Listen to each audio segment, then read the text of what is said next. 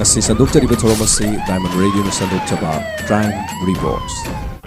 Nupi angangsingda thokliba tongan ba Manipur khakta natana India ki kachin koya amadi angakpo crime sing ase aikoina wari oina tamjaduna miyamda khanghanjana na honajaba dugumba program amani Crime Reports. Ahan bamakta da Diamond Radio ki Crime Reports thoramasi butabi riba singbo James Hagrujamna taram nokchabaga loinana ikongno no khurumjari. Ngasi mu puduna laksari Diamond Radio ki Crime Reports marfugo humdoi shuba tangkak. Thogdogasi Uttar Pradesh da thokiba thogdogamani. Imung manunggi awa nungai charabasu sadrabasu mipung khudimangna hek pamba haibase wakhal mot chanana leiminaba. Amana amabu masak khangnaba ikai khomnaba amana amabu thajanaba. Arei leikta tathok tachin tawduna pukchen khojen tinana leiminaba haibase pamnaba ngaktan. Lan thum pikthana leirabasu nungbu nungsinnadrabadi penthoknababu ngamdrabadi kangkhong chaiba yumbal haibadudi sungchoi shoidraba wafamni. Charabu helabasu wakhal mot tinaduna arei leikta tathok tasin tawduna saunaba yauduna penthokna panba yumbal adudi kaiganba yumbandi khak oide. Kanagumba imung amada mayum makai paliba ningon amagi wakhandi mayum pandringaidagi khanjarappa wakhalonda nupadugi nungsibagi mong mataw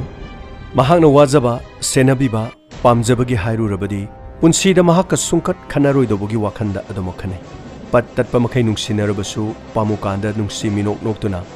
nungaina dum leithokke khanaba yaudabanati. Kanagumbi ningol kharana mahakna leijaba khara adu puraga nupa adugi mateng pangjaraga nupa adubu matik chaba mi ama ohenge senthok lehenge wata padana leminage haina khanbasu kongaini.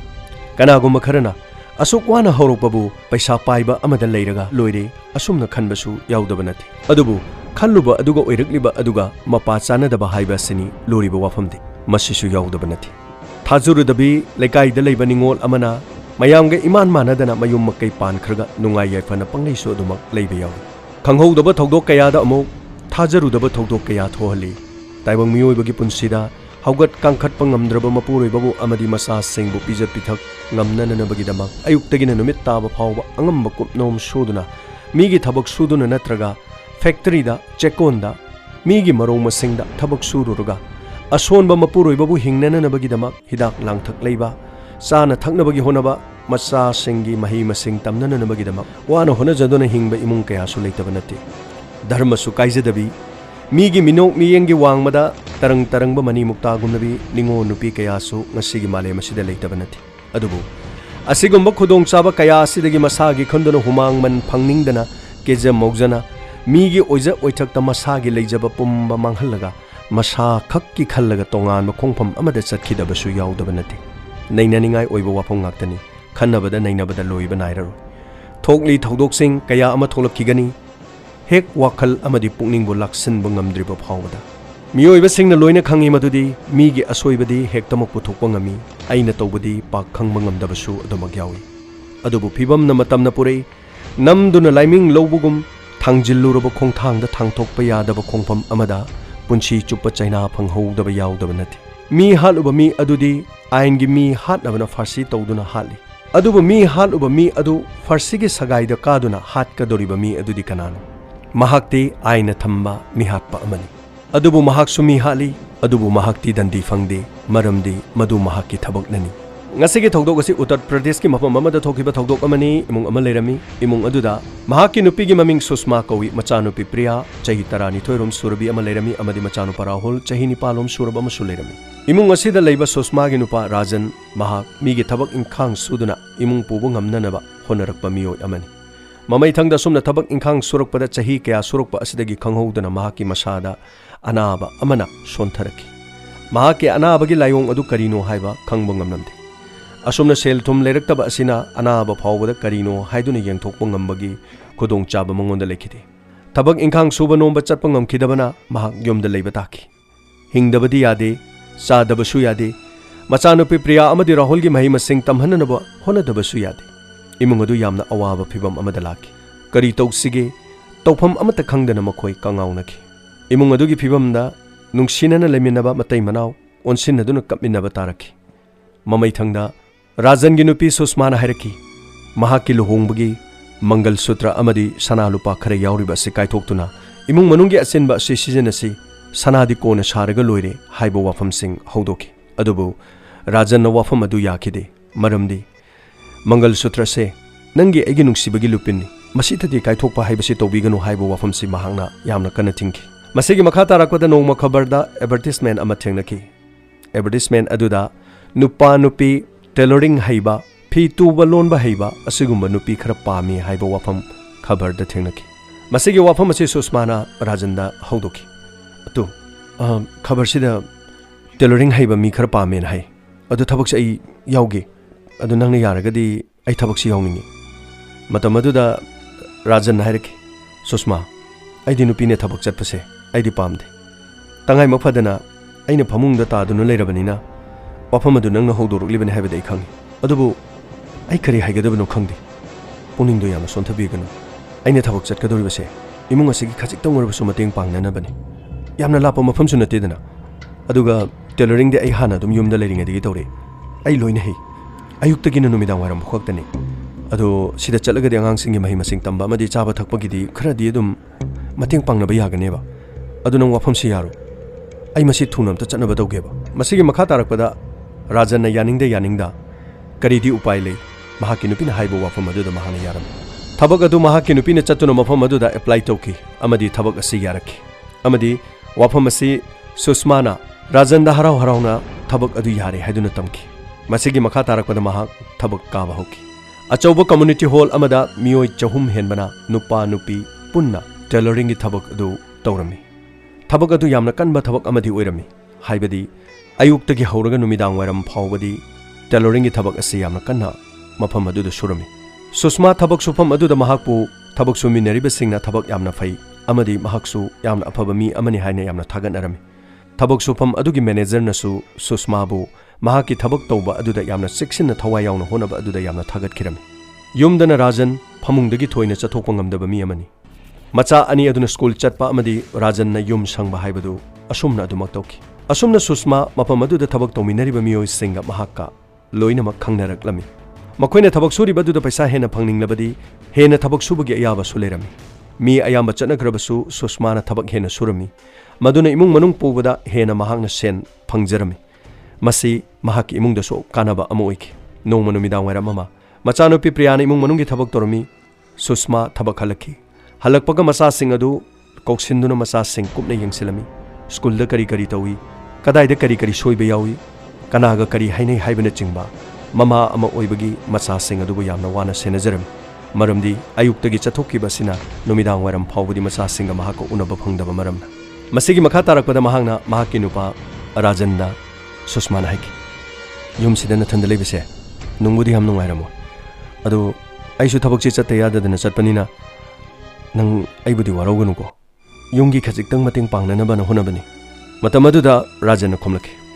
Susma nang yam ware ko ai nangi na tokse yengba ngamte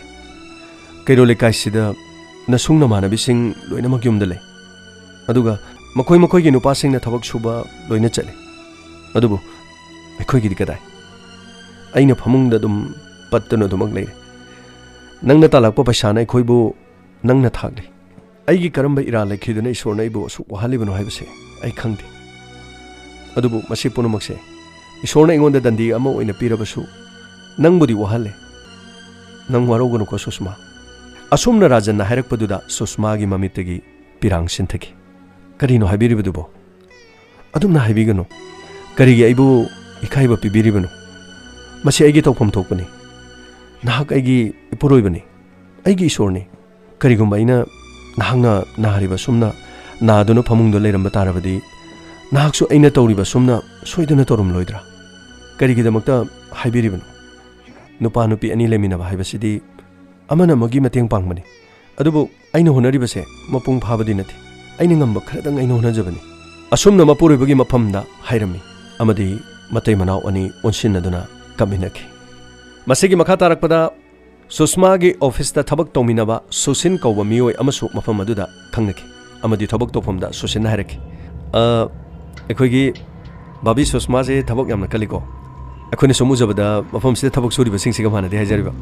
thabak su yam nale aduga khoi manager na hariba ekhoi mayam sida thabak suri basidigi di ekhoi tema Susma na suba thabak sina khwai digi hena phajai hai adu khoi manager na so yam thagale adu babi sum khangjaba yagadra yumda kana kana haibadi angangsing kaya subirage sosin aigi puruibane aigi chanupi amane nupa amane khuilei aigi puruibadu thabak yamna kana subadagi masa khajik tangamdaba ama yumda dum masagi anaba magalebani kitang mateng pangnana bana I sum tawbanida aduga manager khoina ibu thagatpi haibado madugi di yam nungai je do ai thabak yamna hairubagi di nati tangai phadana ai sel tandaba yadabani aduna ne aina mafam sida thabak yauribase babi kaisu kaideda akhoisu thabak yaurisidi adubu babi akhodi time pass ne haitare chum matam lenbagini masini imung manung puba khotpagi di nati aduga matam sum manghaning daba haitare adugi thabak sum yaujabani hoi susin ado akhoi sum wari sana leredi manager na thabak phai haraga wari sana lei haradi amu miwatan warobi adeko ai thabak khara leidi thabak samta sujakhige hoi yai babi kaisu kaide adum thabak subiyo aduga babi disi loraga su extra time da ahin matam da thabak yamna subi adu babi wadabra matam sangna thabak subudo susin kari wadani aisu miyoibani adubu masi kari haruduna kanani ngamliba makai khara sum hona ba haibadunida adu nang waro yadre ai thabak si makha surage ko asumna susma thabak surami mafam aduda leriba miyam pono mangna susma bu nungsiba miyoi ama oiki mau ama oibagi thoidok hendokpa mafam aduda leriba mipung khodimakta thamoi nanana bo hai amata hairamde yamna ingna tapna lemjabi mau ama khakna mahaki thabak adu mathawai tana thabak subada natana matam ahen basing thabak suduna imung manungda mateng pangnanabagi da honaba adugumba mau amani mahaki wakhal ama khak leijaki sirdi baba gi manakta chattuna mapuroiba nariba asi mafam aduda mahak lai khurumba chatlaga mapuroibagi anaba si soidana maki phanbiu haiduna amuktung mafam aduda lai khurumba chachage habisi mahana khanjaki wafam asi mafam aduda thabak suminabi nupi ama khakna mafam aduda lai khurumba chalubadagi mahaki nupadu amuk masa fagalaki haiba wafam ama tambadagi mahakna su wafam asi mahana khanjakiba wafam amani asumna susmana matam kuina thabak adu surokpana imung manunggi chaba thakpa mapuroibagi hidak langthak leiba masa masugi lairik laisugi honabadi adumak irai laina ngamselaklam adubu mahak honabadi tokidi thabak suringe matamda sumi atopa ka hena wari sanadaba mahangna toriba thabak aduda hena maipuna na thabak subi adugumba nupi amani susma asumna noma mahak thabak supamdagi halaki amadi mahangna mahaki mapuroiba rajanda hairame ai hapta sigi manungda Sirdi Baba da khurumba mutang chatke yagadra Sirdi Baba di kedoba kana kana chakadobano ai thandane Sirdi Baba khurumba di mi meyam chatnarisidi chatpabudi ai nahakasu dum chatning mane dubu hantak kiside ai chatlurage chatlabasu sumnatangi numin ini khaktani ado aina mafam adu da mutang bor nijaraga nahaki anabase ai phanananabagi da isor da mutang ai khurumjage haina khankhre aduga akhoi office ta nupi malei mahangna haiba nupi aduna mafam aduda chatlaga lai khurumadagi magi nupado haugat kangkhatuna mapangan kan khalaktana thaba inkhang yam kana suri hai adu kanana khangni Sirdi Baba da aina khurumjabadagi nahaki anabadu farak labadi soidana nungai gani dana masigini ai amuktang Sirdi Baba du khurumba chacharuge ayabadu bibiu aini yada babudi kasu leiteda adu aina nungai tabadi chatkadoribado mafam sidagi khar lape aduga nupi mathanta mafam aduda chatpadu aina pamdabagi wani adu aigidamak nangna lai khurumba chatke haibanina aina thingbasu nungaiti chatke haibabudi chalo adubu aigi pungning da nangna thanda chatkadoribado madu khaki nungaitabagi wani adugidi karisu khanbiruno chaliba mi meyamdo magi aningba amagidamak chatpani aisu amuktangdi khurumjarugi kanana khangani Sirdi Baba khurumjarubadagi anaba farak labadi asumna wafam ase haibada rajana wafam adu yakhirame masigi makha tarakpada susma office ta chatuna thabak kanna dumak suba rajanna yumda lehauba machanupi amadi machanupana school da chatpa school dagi muhalakpa numidang wairam yorokpada susma amuk halakpa hairiba thawong sing asi nungtigi asumna adumak chatharaklam loinana susmana mafam adu da thabak suba dagi phangjarakpa paisa singna imung manung adu laina hingba ngamlame mahangna haikiba matung ina Sirdi Baba khurumba chatpa numit adu lakhirame mahangna madu chatna nabagidama loisinduna beg ama puthoroktuna firona chingba hablame matam aduda rajan haiki kaino nangna puri phi meyam dudi aduga kaino adudi lohongbada setkiba sari aduga lohongba numitta sikiba sanalupa nangi lek khuji aduga karigino sanalupa lek loi puri maram kaigino lana khanbigino खुरुमगदुब लाइसे नहाकिनी अदुगा लाइ खुरुमबसे थौं खरा खेनै मफम अदु Hague यौबगा लुहोंगलबी कैना अमगुम लुहोंग नुमिते सेटखिबा फिजोल असि सेटलगा सिरदी बाबादा खुरुमजगदबनी असुमना खुरुमलबदी अनाबसे सोइदना फै हाय अदुगदमक्तने इन पुरिबसे अदु सुषमा नंगना पुरिबा सना लुपासिंगदु यामना यामे अदुगा नंगना चकदोरबसे नथंदने खुदोंथिबा थोकलबदी मांगजगदोरिबसे अखोय पुनमंगने वफमसिबो अइना मुक्ता ताखिद्रि लाइ खुरुमबगीदमक लुहोंगबगी dress सेलगा सिरदी बाबा खुरुमबा हाइबसिबु अइना हाइसे नंग यामना थाजदबा माले वफमसे office थबक सुमिनरिबा इमानबी Singh ma'am पुनमनसु अदुम हाइनबा वानी सुमनतंगी नुमिनिनी खक्तने ngasi chatlani hore numidang wairam yorani hayeng ayukti rujamai thajaraga fizol asi selaga lai khurumlaga adum halaga I hangchit ki nungdang wairam ay yorokadabani adugu mafam adu yoroga adum call torke lambi da sodum pau phonase kanana kari tawni lai khurum chatpanina isorna sokhoiba soidana makki changani asomna wafam sing ase haiduna maha mapurubidagi ayaba lauraga sirdi baba khurumba chatnanabagi semsaki amadi machanupi amadi machanupada सुमनतंगी नुमित इनी खक्तनी नखो yum असिदा फजन लेरमु बाबाबु खरा यंगसिलमु हाइबने चिंगबा हाइरमे अमदी मचा अनिगे मराइबक्ता महांगना चुपिरमे अमदी मपुरोइबगी मखोंग सोकनो खुरुमजरबा मतुंगदा सिरदी बाबादा खुरुमबा सुषमा चटखिरमे मसिगी मखा तारकपदा नुमिदा वारा मचानुपी अमदी मचानुपा स्कूलदगी हलकपा मतमदा mama यौखरब्रा ममाना call तौरब्रा हाइबने चिंगबा वाफमसिंग असि मपादा हाइरमे मतम मदुदा मपाना आइदि हंगबु हंगद्रि मसाइ मखै काउबु काउरोरि आई येंगे आई कॉल तौरगा येंगे असुमना महाना कॉल तौकी कॉल तौबा मतमदा सुषमा की कॉल स्विच ऑफ लेकी मसिदगी राजन यामना चिंगनबा फाउकी करिगिनो माना फोन स्विच ऑफ तौरगा थमिसे नत्रगा फोन चार्ज मई लोइखरजाला करिगिनो फोन चत्रिसे असुमना राजन यामना वाखिरमे मसिगी मखा तारकपदा हंजन हंजन राजन कॉल तौखिरमी फोन अदु स्विच ऑफ तदुमक लेकी मसिगी मखा तारकपदा मचा अनि अदु पिजा पिथक तौदुना महाना पोथाहलमे नुमिदांग थेंजिलबा फावबदा तुम्बा यादना फमुंगदा राजन लेकी अमदी महाकी नंबर अदुदा मसिंग लाकनमदना कॉल तौकी फोन अमुक्तंग चलबदी करी तौरे करी खुदोंग थिबा यावरे हाइदुना हंगजगे हाइबा वखंदा महाक तुम्बा यादना लेकी असुमना अहिंग अदु हौखिरम मसिगी मथंगदा अयो अंगनबदा मचा अनिदुना ममाबु अमुक हंगलक्लमी पिगलिबा मचा अनिदुदा राजन्ना पाव अदु हाइखिरम नखोइगी मादो ngarang yaukhibadagi yaure swairikti phone su switch off tale hore ngahaktangi yengkise asumna mahaki nupi susma phone switch off lai haiba wafam adu macha ani da tamlami numit adugi numidang waram phawbada mahaki phone adu adumak switch off laiki masigi makha tarakpada numidang waram da mahaki macha ani duna mama ga paw phawnabra haiba wafam ase amuk hanglaki macha na toine toina hanglakpane susma na phone chachilaktabane haifang khangdana rajan matha saki ningthi nungaina mapangan kanna चटपा ngamdrabasu tangai mak phadana mahak police station da chatna wakat pa chalage haiba wafam si mahak khanki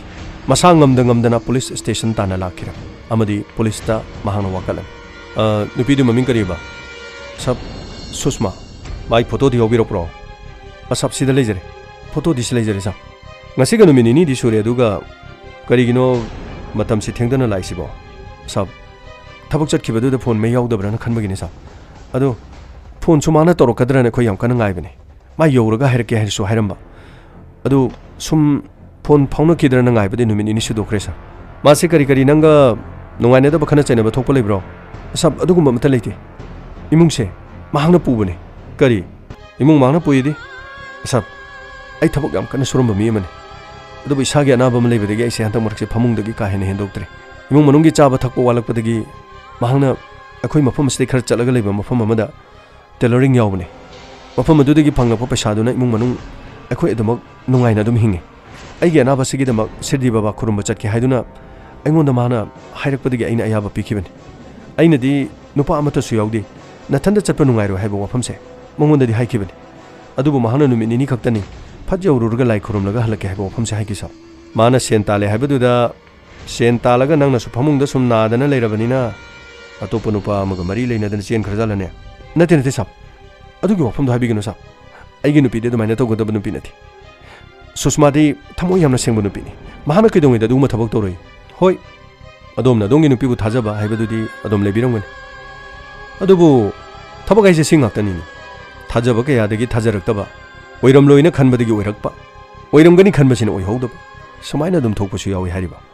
police के case हाइबसे सिनी अखोई police के दिनाकन कया थौना येंगदबा यादबा aduna ni waro bi be adiko mana lai khurumba chakibadadi kari kari loina khige asap sana lupa amadi lohongmugi phijol loina khi kari lai khurumba chappada sana lupa amadi lohongmugi phijol nangi wafam se aina hairi besida sum chungada ba manchile mana puki sana lupa adudi senpham kaya maki oigadagi asap mahaki lohongmugi sana lupa ni yamdrabada lupa lak ani makhai gumadi oigani lai khurumba chatpada lohongbugi sari senpham oina lupa lak ani makhai nakhoi gi imung su mahangna thakpa sigi wafam sida boi koina mongoda chingna roi dosi kaigino senpham singdu puraga mahangna pamjaba nupa amaga aina harise nang lana di khangano hekto oithokpadi yaidana sap please aigi nupi da dum haibigano mahakti aduguma nupi nathi pare mahaki photo yabu natro photo piro aduga nahaki phone number piramo pauksi phanglabadi khoi nongoda mu call tawduna harake haujikidi adom chapibe yarni asumna haibadigi mahak police station adudagi lakhi asumna mayumda lakko matamda macha ani duna mama halaktabagi kaplami amadi mahaki macha ani duna mama halaktre haiduna kapane rajan yamna waba haibadu oiki asumna police ki kangbuna yamna kana khongul likhi hospital singda accident da thokpa asiba sing susma ga masak manabra haibase police na makha tana adumak yengsilami adubu susma phangba ngamkhide asumna case ase police na sum thijalakpa matamda hafta ama haukiram hafta ama mahaki nupi susma hanjilaktabada rajan awaba haibadu oiki yumda lehoriba chahi nipan khakta ngariba machano para hulna mama lakthre haiduna mapi chatum chinthaduna kaptuna leram chau thau haiba yakidi machano pi chahi taragani thoi surubi priya khajiktang chawruba maramna mama su leitrabani imung manunggi kumnomda sana thakna nabasing piklibi angang priyana honaram rajan numit tareni asida ngahak leita police station da chatuna nupi phanglabra haiduna hangba chachaki adubu police na su yamna kana thiri hek phangbaga nangonda pau pirakhe hairapa wafam asina tana karigumba mata laikidi amarom da thabak sufam aduda susmana laktaba aduda thabak sufam da thabak yauriba susinda makogi manager na haiki karigidamukta susma du thabak suba laktrini susma du mahangna sumdatangi numini ni khaki suti laukibani aduga karigino mana hojibawa thabak laktrise susin yumda chalaga muktang hangso aduga yumda karigumba halaklagasu mafam asidadi thabak suba laklaganu haina hai asumna haikiram masigi matungda susin yumda chatki amadi mahangna rajan da paw sitamki wafam asi tabada rajan yamna nungai khiramdi amaromda mahaki nupi halaktaba amaromda machana mama piu haiduna kaplakpa amaromda namuk mahangna thabak yorama mafam adudagi thabak laklaganu hairakpa wafam asida mahak mathayam saram masigi makha amuk tarakpada susma sikaram nupino haiduna police namuk yamna kana thijan bahorki mahana thabak suba yauba chali haiba mafam aduda police na chatunanki adubu mafam adudadi susma yamna thabak suba phaba tinari ba leiriba mayam punamakna mahakpu nungsiba nupi amani haibasi police ta tamlaki loinana police na thabak supam aduda leiriba sosinda mo hangki susma gi mong matok sikar mai toge sab babi susma si amphaba nupi amani mafam sida leiriba mi singna mabu loina nungsi aduga thabak sumadi yamna overtime thabak yamna suba nupi amani imung manungi khorsa pu bungamna ba yamna honajaba mathok masa khangba nupi amakhangni adu mafam asida na khoiga nungai na daba kana kari lege sab kasu nungai daba kanam leite madi kanam ta ka khana chena ba yaudi adu numini khaktagi suti ne na ma laukibane do sum ngasi ngarang halaktaba sida manager na sum hak thabak lakano haibo famse aini yumda chalaga mukhoida tamure sa sirdi baba khurumba chatkibi mau ama mangkhre loina na mahaki masada lupa lak ani makhairongi sana lupa yauki lohongbagi phijol amasu yauki hari basi mari leina ba nokoina kumme yengsindu haiduna police ki informer sing da police na pau pithokiram amadi informer sing gi maraktagi amana pau piraki sab paum khangleri handaki khoigi sirdi baba khurumba chatpado aduda lambi da lakpa mau singdagi makhoigi mangaktagi sana lupa thalaga puba miyo khar khangba ngame sa maming mathadu loi piro dudi adu yam thuna khoi mokhoi lokon honage asomna informer singna pirakpa miyo anigi maming police ta piraki amadi police na makhoibo koi thi gatone yamna thuna mo phakiram asomna pharaba matungda makhoi ani wahang pangba tawki police custody da makhoi police na haiki oi noina sana lupa hurale haibdo sinupi ji yawbra sinupi ji mangaktagi sana thap yawbra asomna makhoina susma gi photo adu ulam sab akhone thatpa nupi du sinati asab akhodi lambi da sum chalamdagi akhona bike te hingalaga makhoi gi sana du thapani sa aduga thabak chi sab akhoi yam nauna chathajabani sa sana lupa su sida loi leijare si khaktani akhone thaluba atopa kan amta thachade sa matungda akhoi amona tawjaroi sa oi aduna yaroine hura manabu hurali krai haigadage hura manoina bu hurali sib krai da haidoi ba kayam kure sigi thabak se lebisi noi chahi kyam kure ge banoi yam chena hayune kayam kuirage haibani ne noi bo Sigi tabak sida leirak libasi nakoi kayam kuirageba nakoi kayam kuirageba sab akoi ahan bani haraga sab sina loijare akoi sigi matung do tokjaro sab sanaju se leire aduga akoi ahan moina tokjaro bani sab sigi nupi sisu khangjade sab oi nakoi tabak sida kana yawi nakoi geng kubu kana hayo nakoi gi geng kubu do kana hayo sab haijagi sab fu bele piyo sab miyo yama lei sab ma ki leibam do khoi takchage sab ado sanase koina thalaga mangonda pibane aduga mana sanase kaithoga khoida sanase gi sar ohum thokbu yama khaktani khoida pirisi ayamadi mana lobuni sab akoina logjabadi khasi katani sab sanase thalaga akoina kaithokpam leitaba aduga akoina kaithorogadi akoi police na phagani na kibadagi mahangna harakpadagi thabak se koina tobuni masida changba gari aduga mafam matamse mana loin takpani adu ma phabirogadi sab loi khangani sab akhodi yojadabani sab adudi chalo mafamdo noina hojik takadamni asumna sana thappada makoide insilakli hariba nupa adugi manakta phariba miyo enidu police na puraga chatkirami amadi yum amada thong tinki thong ado hangtorpa matamda susma ge office ta thabak suminaba susin hariba miyo edu eramki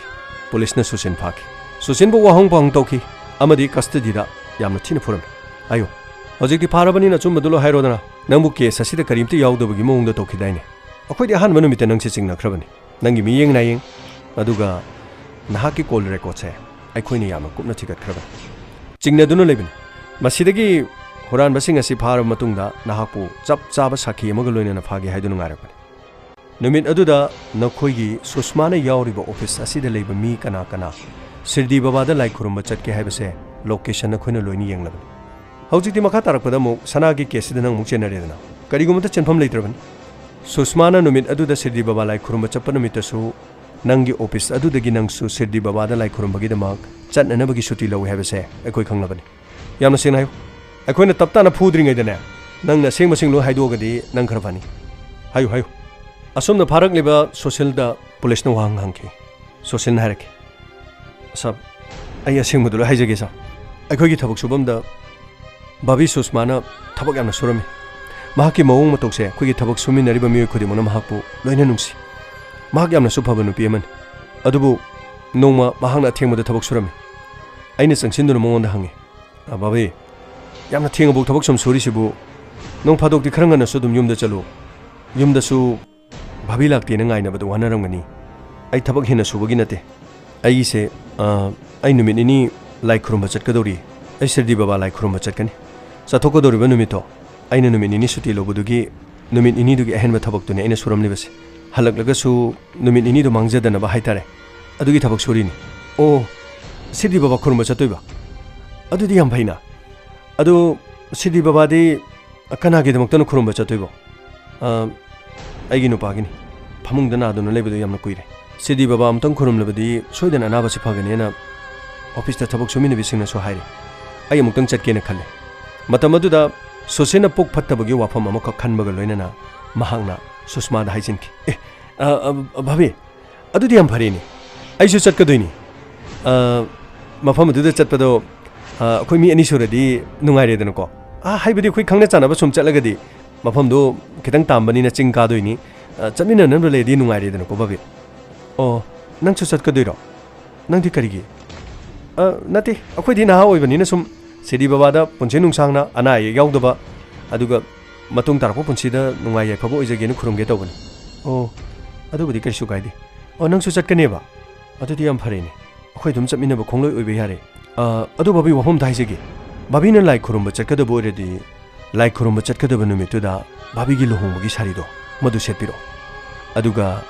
babi gi sana lupa likon punamak lohonggi dress adu selaga sijalaga sirdi baba da lai khurumbi akhoi ge hek thangnabadane nupa ma phamungda dum na tunu leiba magi nupi duna sirdi baba gi manakta chalaga sana gi likon mayam du siraga lohonggi sari du selaga khurume adigi di anabasi phagi bai wani da adu babi thajadaba dogunu bayarajan gi anabado soidana phagani edu main torodi susin wafam chiba semurane thajadраga babin aiga chapminase akhoi gi mthangna badalai ba mine mongonda hangaga soidana thajabigani adu orabadi lohonggi sari du selani sanali ko loisirani adu orabadi anabado dum pharedana asumna mahangna wafam ase susma da hygiene ke haibo wafam sitamki ꯃꯁꯤꯃꯛꯅꯅꯤ ꯁꯨꯁꯃꯥꯅ Shirdi ꯕꯕꯥ ꯈꯨꯔꯨꯝꯕ ꯆꯠꯄ ꯃꯇꯝꯗ ꯃꯌꯨꯝꯗꯒꯤ ꯁꯅꯥ ꯂꯨꯄꯥ ꯂꯥꯛ 2.5ꯒꯤ ꯄꯨꯈꯤꯕ ꯑꯃꯗꯤ ꯂꯨꯍꯣꯡꯕꯒꯤ ꯁꯥꯔꯤ ꯄꯨꯈꯤꯕꯒꯤ ꯃꯔꯝꯁꯤ ꯄꯨꯂꯤꯁꯅ ꯃꯈꯥ ꯇꯥꯅ ꯑꯃꯨꯛ ꯍꯪꯉꯤ ꯑꯗꯨ ꯑꯣꯏꯔꯕꯗꯤ ꯅꯪꯅ ꯀꯔꯤꯒꯤꯅꯣ ꯁꯅꯥ ꯂꯨꯄꯥꯗꯨ ꯃꯉꯣꯟꯗ ꯄꯨ ꯍꯥꯏꯔꯤꯕꯗꯨꯕꯣ ꯇꯁꯦꯡꯕꯗꯤ ꯑꯩ ꯄꯩꯁꯥ ꯌꯥꯝꯅ ꯆꯤꯟꯕ ꯃꯤꯅꯤ ꯑꯁꯨꯝꯅ ꯕꯥꯕꯤ ꯁꯨꯁꯃꯥꯒ ꯑꯩꯒ ꯆꯠꯃꯤꯟꯅꯔꯕ ꯃꯇꯨꯡꯗ ꯑꯩꯈꯣꯏ ꯁꯤꯔꯗꯤ ꯕꯕꯥꯒꯤ ꯃꯐꯝ ꯑꯗꯨ ꯌꯧꯗ꯭ꯔꯤꯉꯩꯒꯤ ꯃꯐꯝ ꯑꯃꯗ ꯅꯨꯃꯤꯗꯥꯡ ꯋꯥꯏꯔꯝ ꯑꯃ ꯑꯩꯈꯣꯏ ꯊꯨꯡꯈꯤ ꯃꯇꯝ ꯑꯗꯨꯗ ꯑꯩꯅ ꯃꯉꯣꯟꯗ ꯍꯥꯏꯖꯤꯟꯈꯤ ꯃꯐꯝ ꯑꯁꯤꯗ ꯑꯩꯈꯣꯏꯒꯤ ꯃꯔꯤ ꯃꯇꯥ ꯑꯃ ꯂꯩ ꯃꯐꯝ ꯑꯗꯨꯗ ꯆꯠꯇꯨꯅ ꯃꯐꯝ ꯑꯗꯨꯗꯒꯤ ꯏꯔꯨ ꯂꯨꯖꯊꯣꯛ ꯉꯁꯤ ꯅꯣꯡꯉꯥꯜꯂꯝꯗꯥꯏꯗ ꯁꯤꯔꯗꯤ ꯕꯕꯥ ꯈꯨꯔꯨꯝꯕ ꯑꯗꯨ ꯑꯩꯈꯣꯏꯅ ꯆꯠꯂꯒꯗꯤ ꯃꯗꯨꯅ ꯍꯦꯟꯅ ꯈꯨꯗꯣꯡꯆꯥꯔꯅꯤ ꯍꯥꯏꯕ ꯋꯥꯐꯝ ꯑꯩꯅ ꯃꯉꯣꯟꯗ ꯍꯥꯏꯖꯤꯟꯈꯤ ꯃꯇꯝ ꯑꯗꯨꯗ ꯃꯍꯥꯛꯅ ꯌꯥꯔꯛꯈꯤ ꯑꯃꯗꯤ ꯑꯩꯈꯣꯏꯒꯤ ꯃꯔꯤ ꯃꯇꯥ ꯂꯩ ꯍꯥꯏꯕ ꯃꯐꯝ ꯑꯃꯗ ꯑꯩꯍꯥꯛꯅ ꯃꯍꯥꯛꯄꯨ ꯄꯨꯗꯨꯅ ꯂꯥꯛꯈꯤ ꯂꯝꯕꯤ ꯂꯝꯍꯥꯡ ꯑꯃꯒꯤ ꯈꯨꯗꯣꯡꯆꯥꯕ ꯂꯧꯔꯒ ꯀꯅꯥꯁꯨ ꯎꯗ꯭ꯔꯕ ꯃꯇꯝ ꯑꯃꯗ ꯑꯩꯅ ꯃꯍꯥꯛꯀꯤ ꯃꯉꯛꯇ ꯊꯥꯡꯅ ꯂꯦꯟꯗꯨꯅ ꯍꯥꯠꯈꯤ ꯑꯃꯗꯤ ꯃꯍꯥꯛ ꯂꯩꯃꯥꯏꯗ ꯇꯨꯈꯤ ꯃꯍꯥꯛꯅ ꯄꯨꯔꯛꯂꯤꯕ ꯁꯅꯥ ꯂꯨꯄꯥ ꯃꯌꯥꯝꯗꯣ ꯑꯩꯅ ꯂꯣꯏꯅ ꯂꯧꯁꯤꯟꯈꯤ ꯑꯩꯅ ꯍꯥꯟꯅ ꯄ꯭ꯂꯥꯟ ꯇꯧꯗꯨꯅ ꯄꯨꯔꯛꯄ ꯑꯩꯒꯤ ꯕꯦꯒꯇꯒꯤ ꯄꯦꯇ꯭ꯔꯣꯜ ꯂꯧꯊꯣꯛꯈꯤ ꯑꯩꯅ ꯄꯦꯇ꯭ꯔꯣꯜꯗꯣ ꯍꯩꯖꯤꯟꯈꯤ ꯑꯃꯗꯤ ꯑꯩꯅ ꯂꯝꯍꯥꯡ ꯑꯗꯨꯗ ꯃꯍꯥꯛꯄꯨ ꯃꯩ ꯊꯥꯗꯣꯛꯈꯤꯕꯅꯤ ꯁꯥꯕ ꯑꯩꯕꯨ ꯑꯃꯨꯛꯇ ꯉꯥꯛꯄꯤꯌꯨ ꯁꯥꯕ ꯀꯔꯤ ꯅꯪ ꯍꯧꯖꯤꯛ ꯉꯥꯛꯄꯤꯌꯣꯅꯦ ꯃꯤꯒꯤ ꯅꯨꯄꯤ ꯑꯃꯕꯨ ꯅꯪꯅ ꯁꯅꯥ ꯂꯨꯄꯥ ꯃꯨꯜꯂꯒ ꯊꯥꯡꯅ ꯂꯦꯔꯒ ꯍꯥꯠꯂꯒ ꯑꯁꯤꯕ ꯍꯛꯆꯥꯡꯁꯨ ꯐꯪꯍꯟꯗꯕ ꯑꯁꯤꯕ ꯃꯁꯥ ꯑꯗꯨ ꯐꯥꯎꯕꯗ ꯅꯪꯅ ꯄꯦꯇ꯭ꯔꯣꯜ ꯍꯩꯖꯤꯜꯂꯒ ꯃꯩ ꯊꯥꯕ ꯊꯥꯂꯥ ꯑꯁꯨꯝꯅ ꯑꯁꯦꯡꯕꯁꯤꯡꯁꯦ ꯍꯥꯏꯔꯛꯂꯕ ꯃꯇꯨꯡꯗ ꯄꯨꯂꯤꯁꯅ ꯁꯨꯁꯤꯜꯕꯨ ꯌꯥꯝꯅ ꯊꯤꯅ ꯐꯨꯔꯝꯃꯤ ꯃꯁꯤꯒꯤ ꯃꯇꯨꯡꯗ ꯔꯥꯖꯟ ꯄꯨꯂꯤꯁꯅ ꯀꯧꯈꯤ ꯑꯃꯗꯤ ꯑꯁꯦꯡꯕ ꯋꯥꯐꯝꯁꯤꯡ ꯑꯗꯨ ꯔꯥꯖꯟꯒꯤ ꯃꯃꯥꯡꯗ ꯇꯝꯍꯟꯈꯤ ꯔꯥꯖꯟꯅ ꯋꯥꯐꯝꯁꯤꯡ ꯑꯗꯨ ꯇꯥꯔꯕ ꯃꯇꯨꯡꯗ ꯀꯔꯤꯒꯤꯗꯃꯛꯇ ꯃꯍꯥꯛꯀꯤ ꯅꯨꯄꯤꯗ ꯑꯁꯨꯝꯅ ꯇꯧꯔꯤꯕꯅꯣ ꯍꯥꯏꯗꯨꯅ ꯆꯨꯡꯁꯤꯟꯗꯨꯅ ꯃꯍꯥꯛꯅ ꯁꯨꯁꯤꯟꯕꯨ ꯐꯨꯅꯅꯕꯒꯤꯗꯃꯛ ꯇꯧꯈꯤ ꯑꯗꯨꯕꯨ ꯁꯣꯜꯂꯕ ꯃꯁꯥ ꯑꯗꯨ ꯄꯨꯂꯤꯁꯅ ꯉꯥꯛꯂꯗꯨꯅ ꯃꯍꯥꯛꯄꯨ ꯁꯧꯒꯠꯈꯤ ꯑꯃꯗꯤ ꯄꯨꯂꯤꯁꯅ ꯈꯥꯝꯗꯣꯛꯈꯤ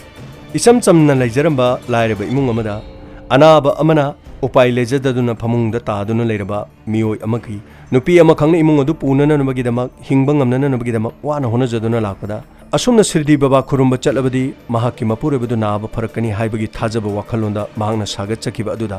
ꯃꯤꯐꯠꯇ ꯁꯨꯁꯤꯟ ꯊꯦꯡꯅꯈꯤꯗꯨꯅ ꯃꯍꯥꯛꯀꯤ ꯃꯄꯨꯟꯁꯤ ꯂꯣꯏꯈꯤꯕꯇ ꯅꯠꯇꯅ ꯅꯨꯡꯁꯤꯔꯕ ꯃꯆꯥ ꯑꯅꯤ ꯑꯃꯗꯤ ꯃꯄꯨꯔꯣꯏꯕꯒꯁꯨ ꯃꯄꯨꯟꯁꯤ ꯆꯨꯞꯄꯒꯤ ꯀꯥꯏꯅꯈꯤ